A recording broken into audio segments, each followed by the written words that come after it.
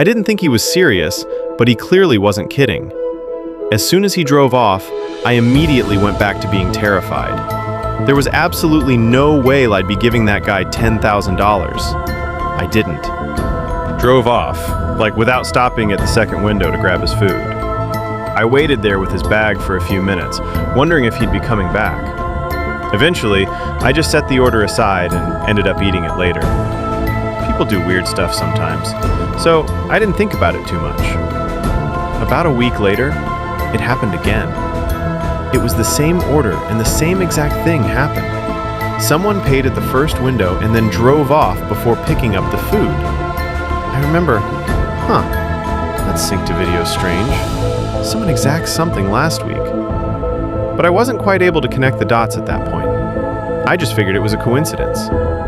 It wasn't until it happened a third time that I realized it was the same person making these orders. At that point, I knew something weird was going on. But I wasn't going to complain. The food was made, paid for, and I was the one who got to enjoy it. So I kept eating the free Whopper meals and tried not to think too hard about why some random dude wildly buying me sync-to-video dinner every few days. This went on for a few more weeks. The guy would show up every 4 or 5 days, always late, usually between 1 and 3 a.m., and always with the same order. I started to almost look forward to it in a weird way. Like, oh, it's been a few days. Wonder if my mysterious benefactor is going to show up tonight. One night, I was working the speaker at around 2 a.m. when I heard that familiar voice through the speaker.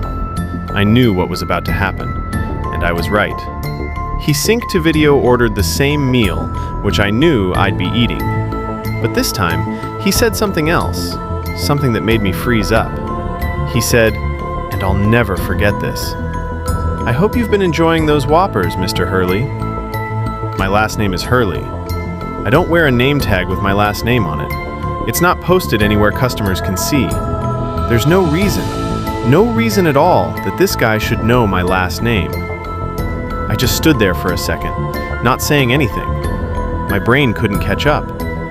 Then I started talking into the speaker, asking who this was, what he wanted, and how he knew my name.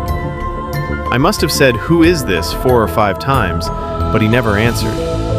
And this time, he didn't even pull up to pay. I heard his engine rev, and then he was gone. I was rattled for the rest of my shift. There was nothing I could do.